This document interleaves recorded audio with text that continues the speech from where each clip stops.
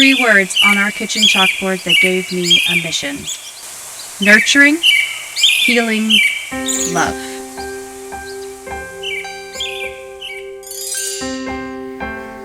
I think it's what we need right now. It's a different message. It's not how we're wired to think. We're wired to focus on the negative and to survive. But that doesn't lead to happiness. And understanding these essential life skills does. It leads to having the most meaningful, connected, compassionate life possible. And I know that from my own experience and seeing it in others. And I think that this is the exact message that the world needs now. I, like everyone, I knew exactly where I was when I got news of the shooter in Sandy Hook. I have a daughter who's the same age as Jessie. I was immediately connected to those parents just like everybody else was. I was devastated for the tragedy.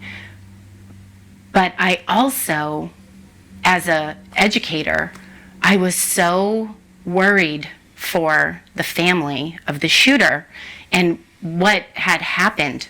Like, how did we go wrong? How did we fail this person? He was so young, and to act out so aggressively and violently at such a young age, we've done something wrong. What did we do? Where did things fall apart?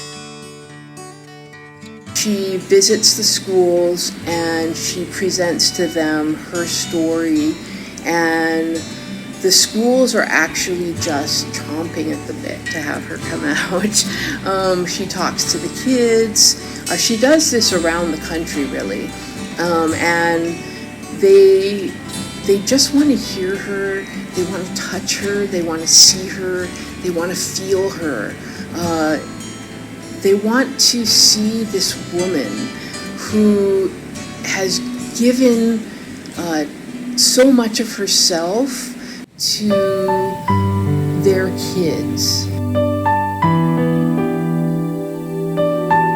Ever since he was born, I sensed Jesse would not be with us for long, that God needed him and would call him home early. His light was too bright for this world.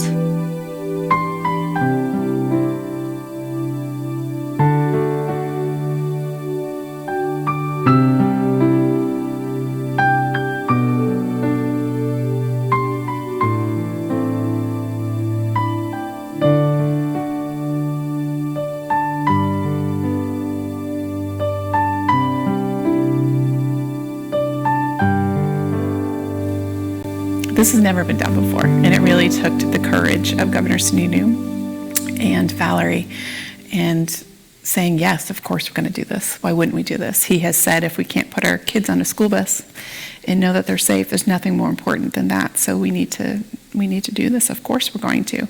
But it took their courage to do that. He's the first in the nation to do that.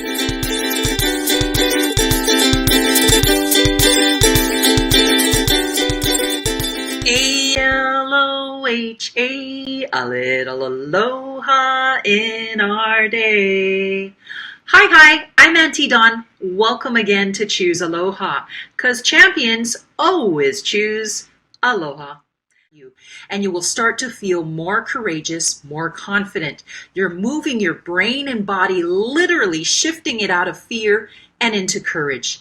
So let's all practice the power poses together. Just 15 seconds to give it a good first start. I'll do it just sitting here because I'm on camera with you. So stand or sit tall. Make sure your back is straight. All your vertebrae are stretching as good as they can. You want to make sure your shoulders are back. You're being open and expansive. You also make sure your head is tilted just a little bit up and have a smile. Isn't it amazing how plants grow from just a seed? Isn't it amazing? Then a person starts to lead. We can live to make a difference. We can raise our voices strong. We can join our hearts together We can know where we belong. Isn't it amazing? This generation that is courageous, and they can face difficulty in their lives, and they can not just bounce back but grow through it, use it for their benefit. A generation that can be grateful even when things aren't going their way. They can accept things that have happened, they can find gratitude, and that equals grace. I feel like people are hungry for this, something so positive and make such a positive impact. So for me, that's probably my biggest honor and privilege in this position, is being able to witness this happen across the state. We are now truly elevating communities and creating a better world. And, you know, we need that. It's a hopeful, hope-filled message that everybody really needs to hear and believe in and be part of, and to see it actually happening. And to be part of it actually happening is beyond a gift. It's amazing. So I'm very grateful. When you hear her message, and when you know where it's coming from, her experience, you have to listen. To be a mother and to be suffering such a great loss, such a young and innocent life, and to feel the urgency that she felt to change her heart, it wasn't immediate. It's not easy to choose love. She started breaking it down because she knew that she had to make Jesse's life be greater than that. And she knew as a mother to JT that she had to model how to be an enlightened human being in these circumstances. And that's what we need to all absorb as much as we can when we're in her presence and what she can teach us. Where she's going with her message it's our responsibility to listen to what she has to say. Can we honestly say that we're doing enough to keep our children, all of them, safe from harm? Can we claim, as a nation, that we're all together there, letting them know that they are loved and teaching them to love in return? What do you do when the worst possible things in your life happen to you? In the face of really, really horrible tragedy. And what I've learned in this last month is that Scarlett Lewis answered that question by saying, you do everything you can to try and make the world a better place. I watched her with Jesse, and they had a depth of love that I've never seen before. And we used to talk about it, how amazing it was, totally captivating between the two of them. And I've said to Scarlett before, do you think you had a knowing? Because it was so astonishing and so remarkable and so unusual that you noticed it. And she said yes. So we know that Choose Aloha has 4 ingredients. Number 1 is courage. 2nd is gratitude. 3rd is forgiveness and compassion in action.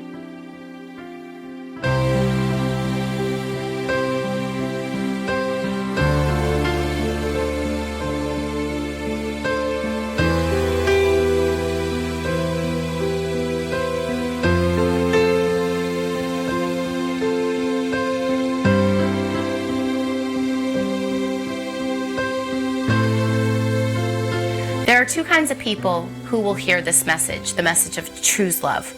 There are the people who have experienced a severe trauma, have lost a child, have suffered great violence themselves.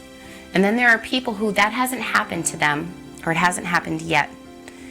And I think for both groups, they need to understand that choosing love, walking through these steps, the path of forgiveness, it doesn't mean the absence of grief for the tragedy that happened. She grieves every day. Forgive, can let it go. How much pain do we hold on to without this understanding of forgiveness and the gift that it is for yourself, I didn't know it either until my personal tragedy. And I still practice it every day. But what a gift it's been for me.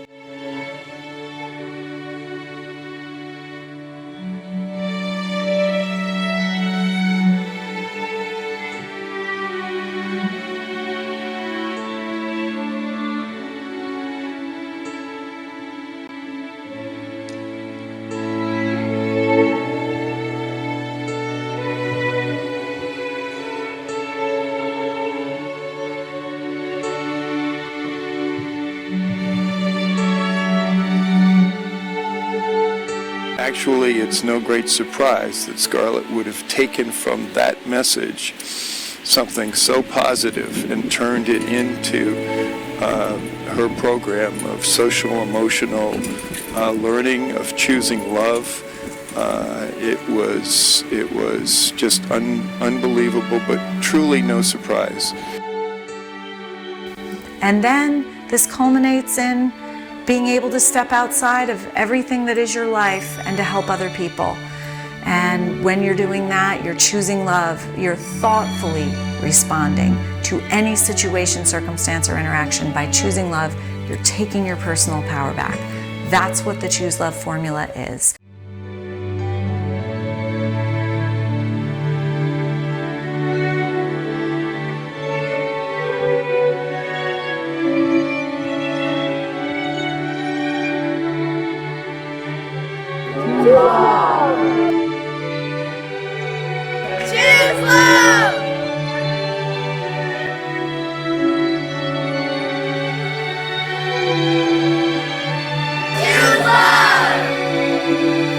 In the face of cruelty, we will choose compassion. In the face of those who would visit death upon innocence, we will choose to save, and to comfort and to heal. We'll choose friendship. We'll choose love.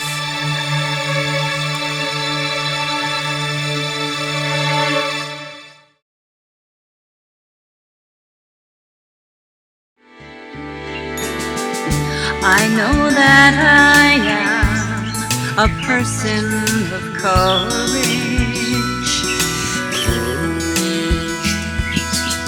I'll have my actions show that I choose love.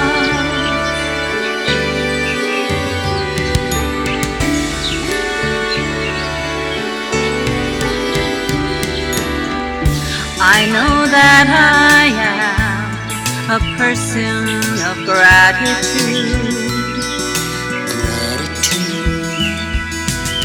I'll have my actions show that I choose love.